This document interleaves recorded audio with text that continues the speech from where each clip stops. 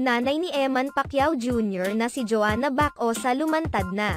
Tila hindi na maaring itago pa ni Manny Pacquiao ang pagkakaroon niya ng anak sa ibang babae.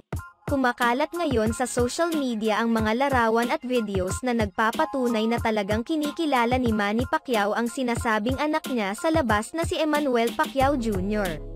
Si Emmanuel Pacquiao Jr. ay anak ni former Senador Manny Pacquiao sa isang dating receptionist sa hotel na kanyang tinatambayan noon sa tuwing ninanais niya na magbilyar.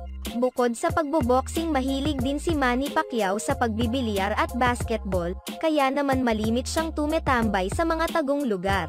Matatandaan na noong 2012 bigla na lamang lumutang ang isang babae na nagngangalang Joanna Bacosa na nagsasabing nagkaroon sila ng anak ni Manny Pacquiao.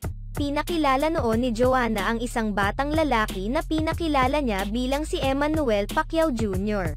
Isiniwalat din ni Joanna na buwan-buwan ay nagpapadala sa kanila ng sustento si Manny. Ipinasilip din niya ang birth certificate ng bata kung saan nakasulat ang pangalan ni Manny bilang ama ng bata.